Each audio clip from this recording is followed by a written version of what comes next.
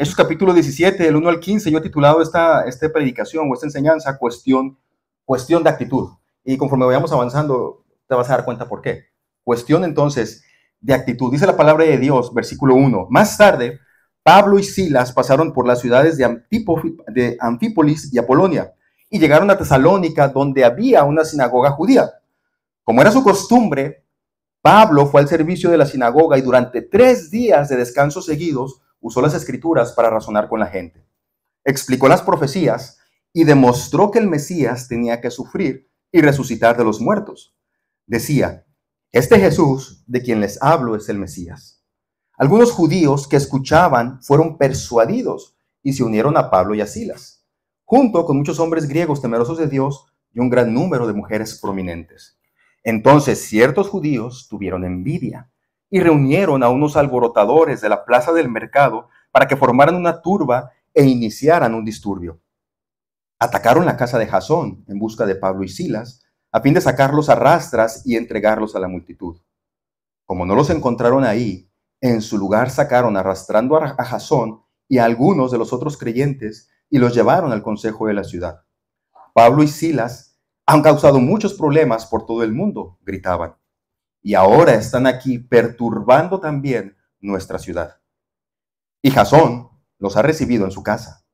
Todos ellos son culpables de traición contra el César porque profesan lealtad a otro rey llamado Jesús.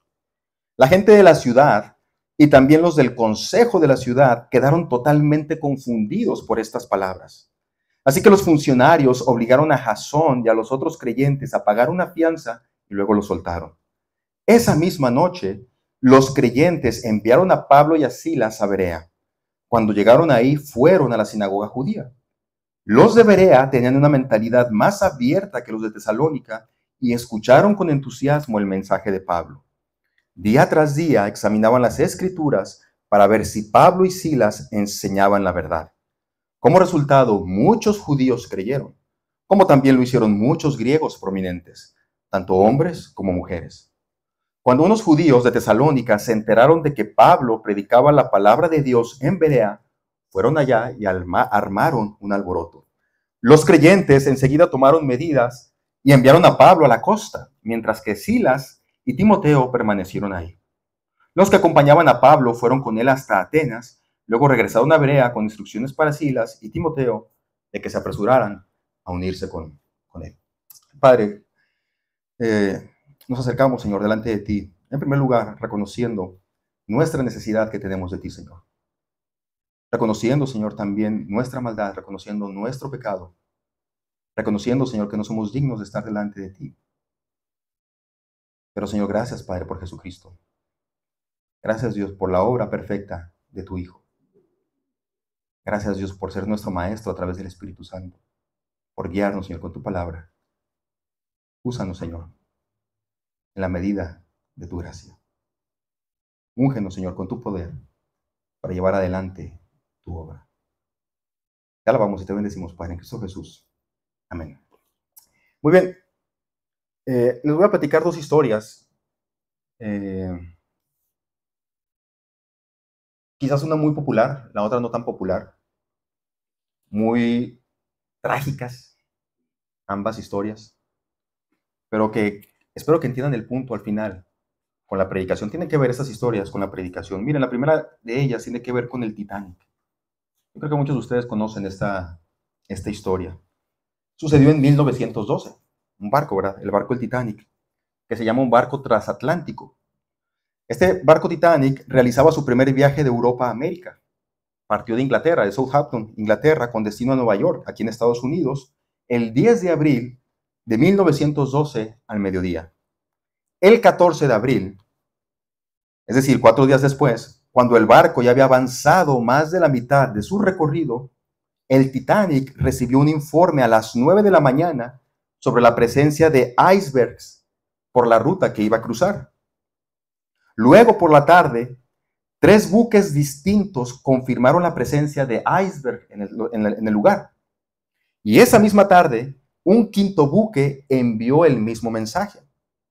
Pero el capitán y la tripulación del Titanic no lo tuvieron en cuenta y siguieron navegando sin bajar la velocidad. A las 7:30 p.m., un sexto buque, el Californian, emitió una alerta de grandes icebergs por la zona. Y esa noche, a las 10:55 p.m., el mismo Californian informó que estaba atrapado en el hielo a unas 20 millas al norte donde iba el Titanic. Sin embargo, el operador de radio del Titanic le dijo al operador de radio del Californian: cállate, cállate, estás interfiriendo con mi señal, estoy ocupado, estoy en comunicación con Cabo Reyes. Una hora más tarde, a las 11:40 p.m., el Titanic chocaría con un iceberg que terminaría hundiéndolo a las 2:18 de la mañana. Se calcula que murieron alrededor de 1,500 personas. Su hundimiento y la tragedia se atribuye a la arrogancia del capitán y la tripulación por no disminuir la velocidad a pesar de las múltiples advertencias.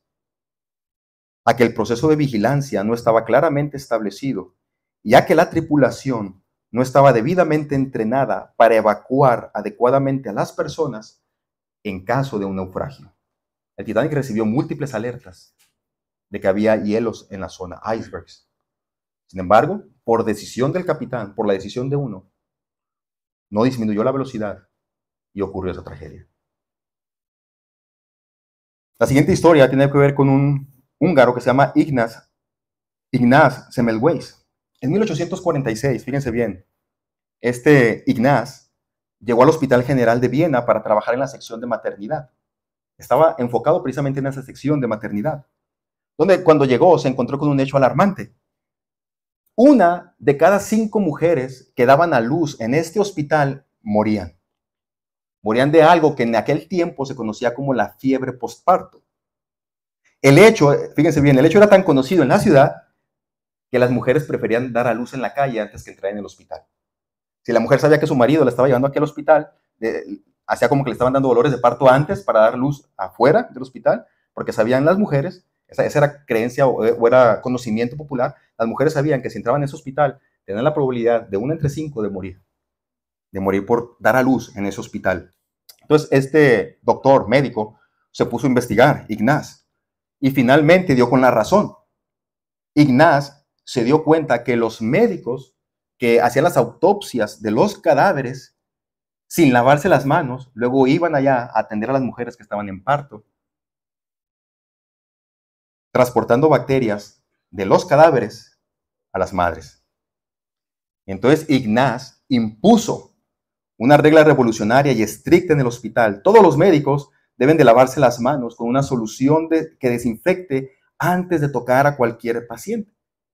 En 1846, esta era una regla revolucionaria porque nadie creía en la existencia de bacterias.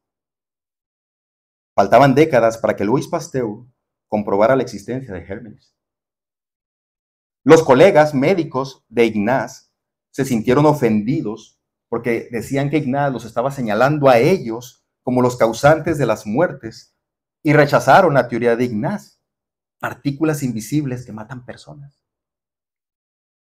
Despidieron a Ignaz, se burlaron de él, e Ignaz cayó en depresión y terminó volviéndose un loco obsesionado, denunciando a los médicos como asesinos.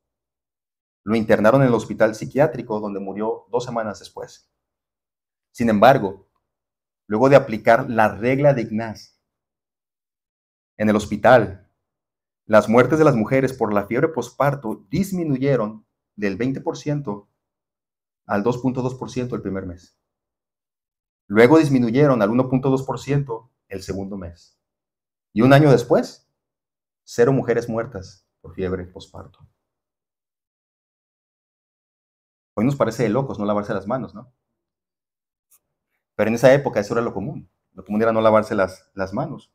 Y toda una comunidad científica, médicos, preparados intelectualmente, académicos, gente que diríamos ha estudiado, se burló de uno que les dijo que todos lo estaban haciendo mal.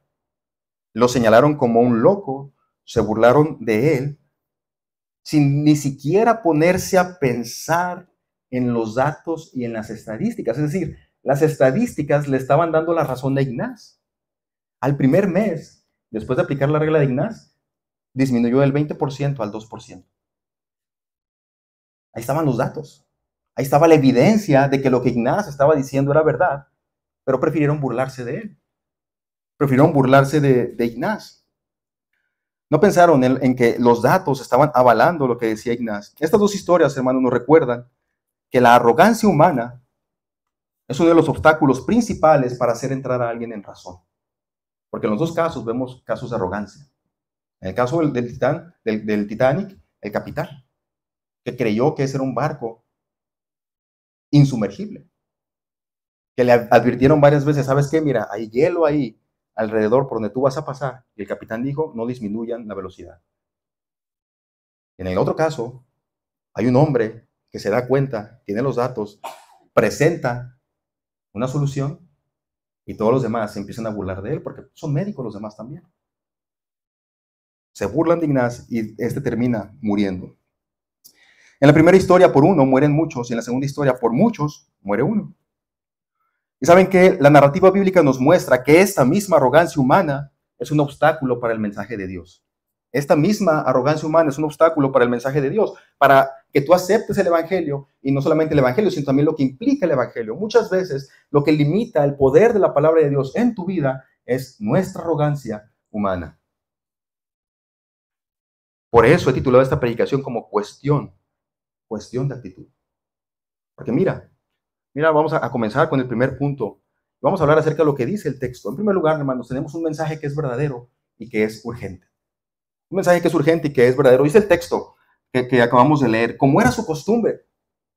¿Se acuerdan que Pablo siempre hacía esto? Dice, como era su costumbre, Pablo fue al servicio de la sinagoga y durante 3 días, ahí quiero que empiecen a subrayar sus Biblias, si traen ahí sus Biblias, durante 3 días de descanso seguido, usó las escrituras, subrayen también las escrituras, usó las escrituras para razonar con la gente. Y les explicó las profecías y les demostró que el Mesías tenía que sufrir y tenía que resucitar de los muertos. Y Pablo les decía, este Jesús de quien yo les hablo es el Mesías. Este Jesús de quien yo les hablo es el Mesías. Recuerden que estamos en el segundo viaje misionero de Pablo, hermanos, y que el equipo de Pablo misionero es Pablo, Silas, Timoteo y Lucas. Bueno, pues ahora, según lo que vemos en el texto, ha llegado a Tesalónica. Y a diferencia de Filipos, que vimos en la semana antepasada, aquí sí hay una sinagoga. Y recuerden que el método de Pablo, la estrategia de Pablo siempre era llegar a una sinagoga y compartir el mensaje en primer lugar con los judíos. ¿Por qué? Porque los judíos sabían del Antiguo Testamento y Pablo decía, bueno, aquí tenemos un punto de encuentro. Tanto judíos como cristianos creemos que el Antiguo Testamento es palabra de Dios. Y creemos que el Antiguo Testamento Dios se los dio directamente a los hebreos, a los judíos, cuando Dios habló con ellos. Entonces Pablo decía, tenemos las mismas escrituras, tenemos el mismo Antiguo Testamento. Pablo por eso iba a las sinagogas y les empezaba a predicar desde las escrituras, desde el Antiguo Testamento, desde el texto que ellos creían era la revelación de Dios. Por eso Pablo iba a las sinagogas. Y aquí en Tesalónica encontramos que sí hay sinagoga y el texto nos dice como era la costumbre de Pablo. Pero pon atención a lo que sigue. Porque dice la palabra de Dios, y durante 3 días de descanso seguidos, o sea, durante 3 sábados, Pablo estuvo razonando con ellos. Durante 3 días, Pablo estuvo yendo a esta sinagoga de Tesalónica y empezó a razonar desde las Escrituras y les empezó a demostrar que Jesucristo es el Mesías. Recuerda que en las sinagogas asisten los creyentes de la religión judía y ellos solamente reconocen el Antiguo Testamento como la palabra de Dios. Y entonces Pablo va con ellos que ya creen en Jehová, Dios Padre, para decirles que Jesús, Dios Hijo, es el Mesías que el Antiguo Testamento está profetizando. Pero sabes que hay una diferencia aquí. Porque cuando los judíos se acercan al Antiguo Testamento, ellos entienden que el Mesías va a ser un líder político y militar y con mucho poder que va a venir a aplastar a los enemigos de Israel, establecer una paz total y poner a su nación como la potencia mundial. Eso es, hasta el día de hoy los hebreos, los judíos siguen pensando igual. En la actualidad, la expectativa judía sobre el Mesías sigue siendo la misma. Es más, exactamente la misma. Es más, aquí inclusive ellos ni siquiera creen que el Mesías va a ser Dios encarnado. Ellos creen que el Mesías va a ser un ser humano, completamente hombre, pero que va a ser un hombre justo y bondadoso y que va a ser muy bueno con la nación de Israel. Por eso los judíos se involucran mucho en la política, porque si entre nosotros va a surgir un gobernante poderoso, líder de una potencia mundial, que va a traerle paz a Israel, que le va a traer paz a Jerusalén. Es el pensamiento de los judíos hasta el día de hoy. Pero vean el texto, porque el texto nos dice que Pablo estuvo razonando con ellos y les explicó las profecías, o sea, les explicó el Antiguo Testamento y les demostró, no solamente se las explicó, les demostró con las mismas escrituras que el Mesías tenía que sufrir y que tenía, ¿qué cosa? Que resucitar. En otras palabras, pongan atención a esto, ¿eh? En otras palabras, lo que Pablo está diciéndoles aquí es que ellos están interpretando mal el Antiguo Testamento. Tienen los dos la misma Biblia, el Antiguo Testamento. Pero los judíos creen que viene un líder político, un líder militar, y para ellos es un choque que el Mesías tenga que sufrir. Pero por otro lado, Pablo les dice, no, el Mesías que está aquí mismo en el Antiguo Testamento es un Mesías que tiene que sufrir y que tiene que ser crucificado. Y este es Jesús. Y este es Jesús. Pablo se enfocó en dos temas, el sufrimiento de Jesús y la resurrección de Jesús. La idea de que el Mesías sufriera y muriera crucificado era escandaloso para los judíos. Era algo sumamente escandaloso. Era contrario a lo que les habían enseñado por muchos años. Además, en el Antiguo Testamento encontramos ese texto en Deuteronomio que dice, maldito aquel que muere colgado en un madero. Y para los judíos esto es, ¿cómo es que el Mesías va a ser maldito? No puede ser, no puede ser maldito. Pero dice la palabra de Dios, Pablo estuvo razonando con ellos por 3 sábados. ¿Y sabes qué es lo que hacía Pablo? Siempre que llegaba a una ciudad, lo primero que hacía era ir a la sinagoga, porque es un mensaje urgente. Pablo no dejaba que pasara el tiempo. Pablo iba a la sinagoga y desde el primer día él explicaba el Evangelio, él predicaba el Evangelio. Él decía, Jesucristo es el Mesías, es un mensaje urgente. Pero el mensaje que compartimos no solamente es un mensaje urgente, es un mensaje también verdadero. El punto de este punto que yo quiero compartir contigo es lo siguiente. Lo que quiero decir es que nuestra fe es razonable. Lo que nosotros creemos es lógico. Lo que nosotros creemos lo podemos demostrar. Y aquí es donde voy a decir algo que probablemente algunos lo van a tachar de escandaloso. Porque el Evangelio lo podemos demostrar no solamente desde la Biblia. Yo creo que la Biblia es verdad y que todo lo que dice es verdad. Pero el Evangelio nosotros lo podemos defender no solamente desde la Biblia. No solamente desde la Biblia. Podemos incluso argumentar desde la ciencia, la historia, la filosofía, la lógica y la experiencia humana para darnos cuenta que el mensaje de la Biblia es verdadero. Y Pablo usó en esta ocasión el Antiguo Testamento. Va con judíos a la sinagoga de los judíos, ellos conocen el Antiguo Testamento y Pablo usa el Antiguo Testamento. Pero en este mismo capítulo 17, Pablo va después, más adelante, con los griegos, ahí al Areópago, y Pablo no usó la Biblia, Pablo no usó el Antiguo Testamento, Pablo usó la filosofía. Pablo usó la filosofía para argumentar con los epicúreos, como para establecer un puente para después compartir el Evangelio.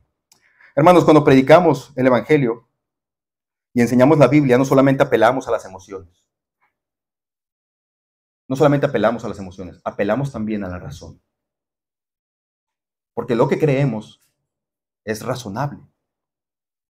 Lo que creemos es verdad. Podemos demostrar la resurrección de Jesucristo sin utilizar la Biblia, utilizando la historia. Se puede mostrar que lo que dice la Biblia es verdad, desde otras fuentes distintas.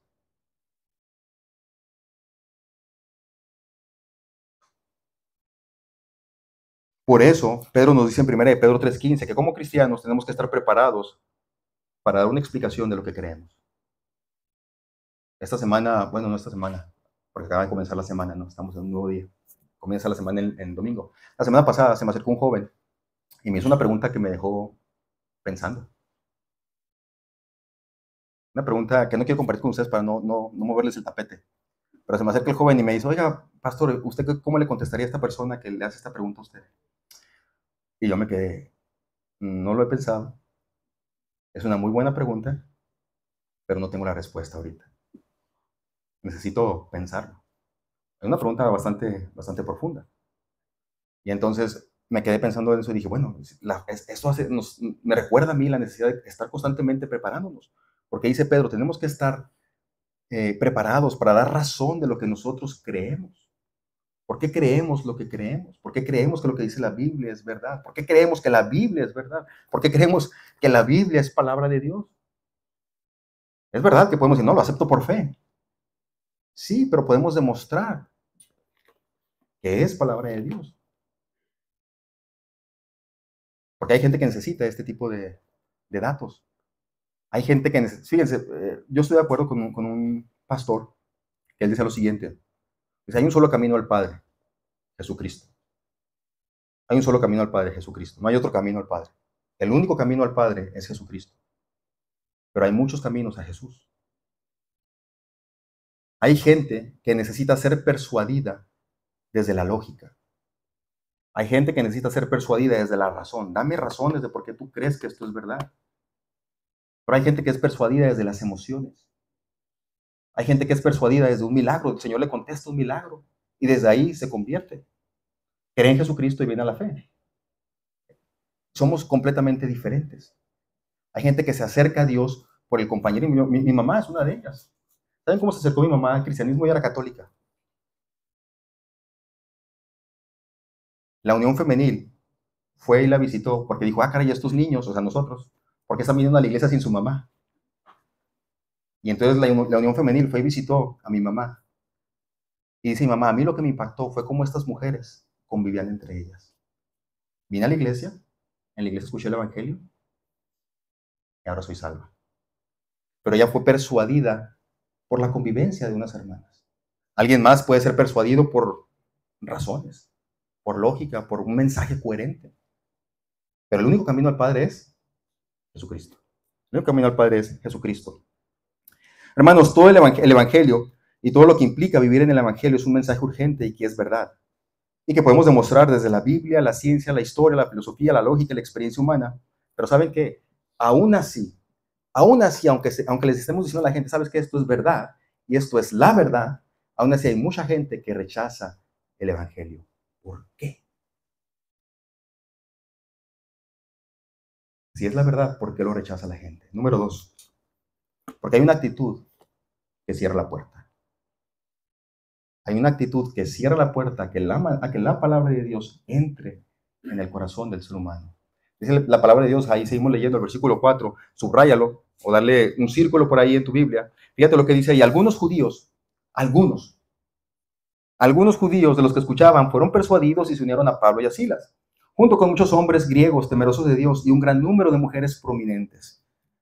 Entonces, ciertos judíos tuvieron envidia y reunieron a unos alborotadores de la plaza del mercado para que formaran una turba e incitaron un disturbio. Atacaron la casa de Jasón en busca de Pablo y Silas a fin de sacarlos a rastras y entregarlos a la multitud. El mensaje que traía Pablo era súper escandaloso para los judíos. Imagínate tú, estos judíos han sido enseñados por cientos de años. Se han formado esta imagen del Mesías. No, el Mesías tiene que ser un líder político, un líder militar que va a aplastar a todos los enemigos de Israel. Cientos de años les han estado enseñando estos a ellos. Los abuelos le comunicaron esto a los padres le comunicaron esto a los hijos, y luego de pronto viene Pablo y dicen, ¿saben qué? No es así. El Mesías tiene que sufrir y tiene que morir crucificado, pero va a resucitar, según las Escrituras. Este era un choque para la mente de los judíos. Si esta es la religión de mis papás, ¿por qué me vienes a contar tú algo diferente? Si nosotros hemos creído esto por cientos de años. Y lo que sucedió en aquellos tiempos es lo mismo que sucede hoy en nuestros días. Ellos son judíos, entrenados en el Antiguo Testamento. Algunos de ellos son maestros de las Escrituras. Algunos de ellos doctores de la ley, especialistas, que se han pasado toda una vida estudiando al Mesías, y viene uno de afuera a decirles que Jesús es el Mesías. No lo pueden aceptar. No lo pueden aceptar. Es un choque. Y entonces, como no pueden argumentar, como no pueden hablar con la razón, porque recuerden que Pablo les explicó y les demostró con las escrituras, o sea, les demostró con datos, como dicen los españoles, con data. Les demostró, ¿verdad? Con datos, con hechos, que Jesucristo es el Mesías. Pero como no pueden ellos argumentar contra eso, entonces recurrieron a lo que mejor saben hacer, la violencia. Como no te puedo ganar con argumentos, entonces te apago tu mensaje. ¿Cómo? Pues destruyendo al mensajero, acabando con el mensajero. Aunque lo que Pablo decía era verdad y podía demostrar que era verdadero, muchos judíos de Tesalónica no lo podían y no lo querían aceptar. Otra vez, porque la arrogancia humana es un obstáculo para que la palabra de Dios entre y cambie nuestros corazones. La altivez humana, el orgullo humano. ¿A quién de nosotros nos gusta que nos digan, has estado viviendo en un error? ¿A quién de nosotros nos gusta eso? Lo has estado haciendo mal. ¿A quién nos gusta eso? No nos gusta, por supuesto que no. Siempre nos gusta creer que estamos en la verdad y que tenemos razón. Ahora imagínense esos judíos que son celosos y que han vivido así por cientos de años, que venga alguien y les diga, ¿sabes qué? Tu interpretación del Mesías es incorrecta. Ellos, era algo que les rompía, ¿verdad? La mente. Tenían un corazón lleno de celos y de resentimiento. No podían aceptar que estaban mal. Y dice el texto, como resultado, algunos judíos, pocos, algunos judíos aceptaron el mensaje de Pablo. Esto nos recuerda y nos advierte sobre la importancia de tener la actitud correcta cuando nos acercamos a Dios. Dice la palabra de Dios que Dios resiste a los soberbios, pero da gracia al humilde. Dios resiste a los soberbios, pero da gracia a los humildes, al humilde. Y no es que Dios no quiere enseñar a los orgullosos. No es que Dios no quiere enseñar a los orgullosos. Porque Dios es un Dios que reparte su gracia. No es que Dios no quiere enseñar a los orgullosos. Es que el orgulloso no quiere ser enseñado por Dios. Entonces, esta actitud de arrogancia, de soberbia, obstaculiza que la palabra de Dios obre en tu vida, obre en tu corazón. Mira, ya sabes, yo como pastor, yo te puedo enseñar lo que dice la palabra de Dios. Yo te puedo demostrar desde las escrituras que lo que enseño es verdad. Pero yo no puedo hacer nada si la actitud de tu corazón no es la adecuada. Porque dice la palabra de Dios que la semilla, que para que la semilla de la palabra de Dios haga efecto en el corazón de la persona, tiene que ser buena tierra. O sea, tienes que tener una disposición a aprender. Número 3, la actitud. La actitud que trae bendición. Dice el versículo 10, esa misma noche los creyentes enviaron a Pablo y a Silas a Berea. Y cuando llegaron ahí, fueron a la sinagoga judía. Los de Berea, pongan atención aquí ustedes también subrayen, por favor. Los de Berea tenían una mentalidad más abierta. Dice la Reina Valera del 60, los de Berea eran más nobles que los de Tesalónica. Eran más nobles, tenían un corazón más noble. Estaban dispuestos a ser enseñados. Los de Berea tenían una mentalidad más abierta que los de Tesalónica y escucharon con entusiasmo el mensaje de Pablo. Pero vean, pongan atención también a esto. Día tras día examinaban las escrituras para ver si Pablo y Silas enseñaban la verdad. Y como resultado, ¿qué pasó aquí? Muchos judíos creyeron. ¿Cuántos creyeron allá en Tesalónica? Algunos, dice el texto, algunos judíos. ¿Cuántos creyeron aquí? Muchos. ¿Diferencia entre los dos? La actitud del corazón. La actitud del corazón. Muchos judíos creyeron, como también lo hicieron muchos griegos prominentes, tanto hombres como mujeres. Fíjense bien, hermanos, para que no haya lugar a dudas. Mismo mensajero, Pablo. Mismo mensaje, el evangelio. Mismas palabras, porque es Pablo. Mismo carácter, porque es Pablo. O sea, no hay diferencias. El mismo mensajero, mismo mensaje, misma estrategia, porque Pablo llegó a la sinagoga en Tesalónica y luego Pablo llegó a la sinagoga en Berea. Mismo mensajero, mismo mensaje, misma estrategia, resultado distinto. Resultado diferente. Mientras que en Tesalónica se convierten pocos, en Berea se convierten muchos. Porque en esta ocasión, Pablo y Silas se encuentran con judíos que dice la Biblia, que tenían un corazón más noble, un corazón que está dispuesto a aprender, un corazón que desea poner todo, ¿verdad? Ahí a pensar, a razonar en aquello que se le está invitando a hacer. Y yo quiero que noten, hermanos, que la humildad no está peleada con la inteligencia. La humildad no está peleada con la inteligencia, con la investigación. Todo creyente debe cultivar una actitud de aprendizaje. Todo creyente debe cultivar una actitud de aprendizaje continuo, porque como seres humanos siempre podemos estar equivocados. ¿No dijo nuestro maestro: aprendan de mí, que soy manso y humilde de corazón? Aprendan de mí, que soy manso. El hombre más perfecto que pudo haber pisado, perfecto, no más perfecto, el hombre perfecto que pisó esta tierra, puro, la verdad misma de Dios encarnada en una persona. Dice: aprendan de mí, que soy manso y humilde de corazón. Manso y humilde de corazón. Hermanos, los judíos de Berea no aceptaron el mensaje de Pablo porque sí. No se trata de eso. Pero ellos estaban abiertos a ser confrontados con sus creencias. Ellos estaban abiertos a aprender, a razonar desde las escrituras para comprobar que aquello que se decía era verdad. Pero ellos estaban dispuestos a este proceso de aprendizaje. Pero fue su actitud, la de ser humildes, la que hizo que pudieran entrar en razón. Y permítame, ya voy a terminar con esto, permítame terminar con esta pregunta que yo te hago a ti. ¿Con qué actitud te acercas tú a Dios? ¿Cómo te acercas a Dios? ¿Cuál es tu actitud cuando vienes aquí a reunirte con nosotros? ¿Es la actitud de alguien que desea conocer más de Dios, de aprender más de Dios? ¿O es la actitud de alguien que viene a decir: sabes que yo ya sé todo? Yo ya sé todo. ¿Con qué actitud te acercas a la palabra de Dios? Fíjense bien, los judíos en los tiempos de Pablo ya traían una religión con más de 500 años de antigüedad. He escuchado este argumento, en algunas ocasiones. No, pero es que mi religión es más antigua que la tuya. Tú no puedes estar en la verdad, porque yo soy más viejo que tú. O sea, nuestra religión ya es más vieja que la tuya. Fíjense, los judíos ya tienen una religión 500 años más antigua que el cristianismo. 500 años más vieja. Aproximadamente por 500 años habían sido enseñados de cierta manera y su corazón se había aferrado a eso. Sin embargo, aquellos que cultivaron una actitud noble de aprendizaje e investigación pudieron ser alcanzados por la verdad, y eso trajo salvación a sus vidas y trajo bendición. Porque todos nosotros como seres humanos podemos caer en el error. Todos nosotros podemos caer en el error. El mensaje que nosotros predicamos es verdad y podemos demostrarlo desde muchos ángulos diferentes.